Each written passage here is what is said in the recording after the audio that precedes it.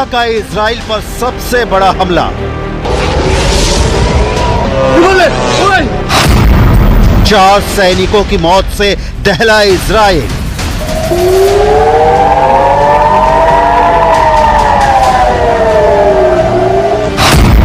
साठ लोगों के घायल होने से हाइफा में मची हलचल।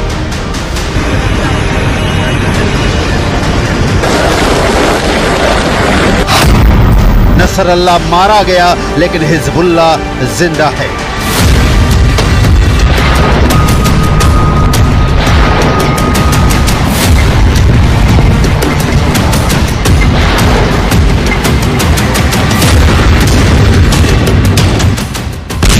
हिजबुल्लाह का कमर तोड़ने वाले अटैक के बाद इजराइल इस मुगालते में था कि अब कम से कम हिजबुल्लाह इजराइल के खिलाफ डायरेक्ट अटैक नहीं करेगा। लेकिन हिजबुल्लाह ने ऐसा करारा जवाब दिया कि इजराइल के होश उड़ गए हैं।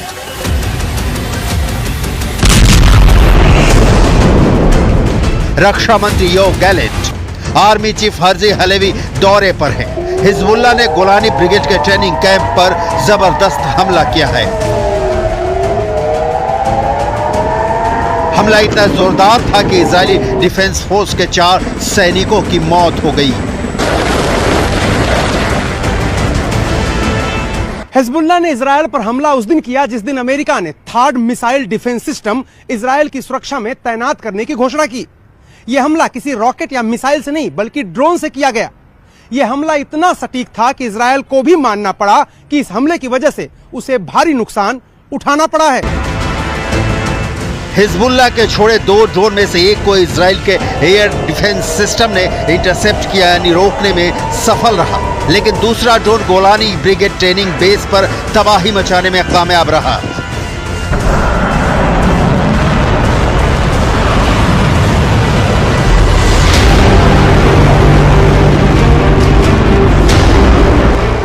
दो दिनों में इजराइल के खिलाफ हिजबुल्लाह का ये दूसरा हमला है। जब हिजबुल्लाह ने सेंट्रल इजराइल के बिन्यामिना के पास एक मिलिट्री बेस पर ड्रोन से बड़ा हमला किया है।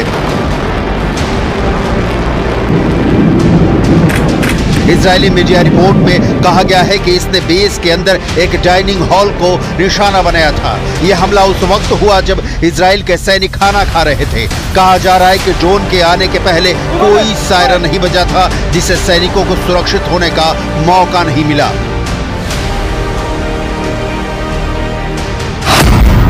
हिजबुल्लाह की इस ड्रोन अटैक में सार्जेंट ओमरी टमारी उम्र 19 साल, सार्जेंट योसफ हीब उम्र 19 साल, सार्जेंट योआव एगमॉन उम्र 19 साल और 19 साल के ही सार्जेंट एलोन एमेटे की मौत हो गई।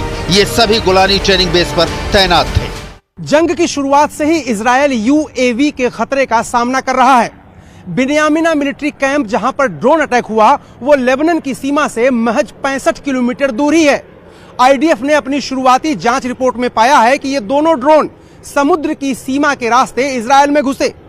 ये दोनों ड्रोन मिरसाद थे, जिन्हें ईरान में अबाबिल टी भी कहा जाता है। मिरसाद ड्रोन हिजबुल्लाह का आत्मघाती ड्रोन है। मिरसाद 1 को ईरान के मोहजर 2 मॉडल के डिजाइन पर बनाया गया है।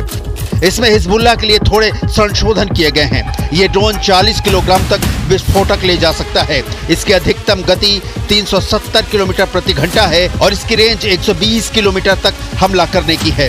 ये 3000 मीटर की ऊंचाई तक उड़ सकता है। हिजबुल्लाह अक्सर इसका इस्तेमाल इजरायली हवाई क्षेत्र में घुसने के लिए करता है। सबसे बड़ी बात यह है कि ड्रोन इजराइल के एयर डिफेंस सिस्टम को चकमा देने में सफल रहा। इजरायली वायुसेना के विमानों और हेलीकॉप्टर ने दूसरे ड्रोन का पीछा किया, लेकिन यह रडार से गायब हो गया। इजरायली सेना इसका पता नहीं लगा सकी क्योंकि शायद यह जमीन के बहुत करीब उड़ रहा था। अनुमान है कि रडार से गायब हुआ ड्रोन और हमला करने वाला ड्रोन दोनों एक ही थे।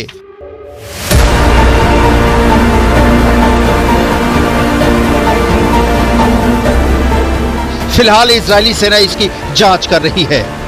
תוצאות קשות, יש נפגעים. בשלב שאנחנו נמצאים פה עכשיו שליטה מבצעית מלאה על האירוע.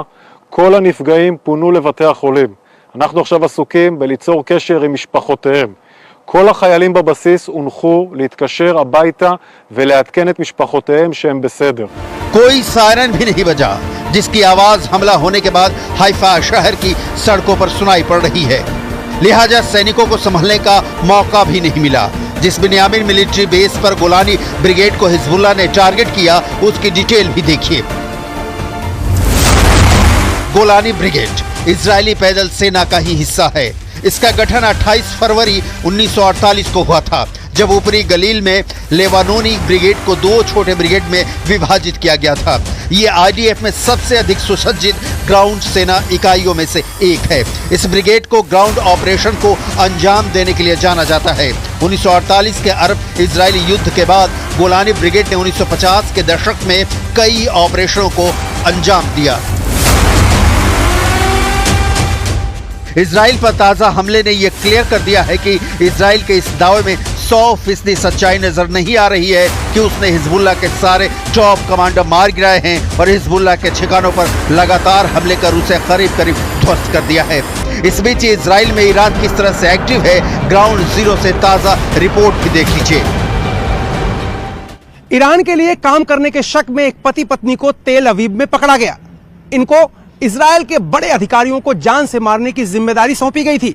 इनको कारों में आग लगाने का भी जिम्मा दिया गया था और कुछ हफ्ते पहले ही इनकी टेलीग्राम के जरिए भर्ती की गई थी। हिजबुल्लाह ने इजराइल के पोर्ट सिटी हाइफा को टारगेट कर रखा है। कुछ हफ्तों में सबसे ज्यादा रॉकेट हाइफा पर ही दागे गए हैं। दावा किया जा रहा है कि 10 प्रोजेक्टाइल लेबनान की सीमा से हाइफा की तरफ दागे गए हैं, जिनमें से ज्यादातर रॉकेट को इंटरसेप्ट कर लिया गया है, जबकि बाकी रॉकेट खुले इलाकों में गिरे हैं। इजराइल के हाइफा से आया एक चौंकाने वाला वीडियो देखिए। ये वीडियो हाइफा के होलसेल मार्केट का है, जहां लोग कामकाज में जुटे हैं, लेकिन तभी अचानक एक मिसाइल का टुकड़ा यहां गिरता है और यह शख्स घायल होने से बाल बाल बच जाता है। हिजबुल्लाह के हमले का करारा जवाब। इस बीच इजरायली एयरफोर्स ने दक्षिणी लेबनान में बहुत बड़ा हमला किया है। हिजबुल्लाह के 200 ठिकानों को तबाह कर दिया है।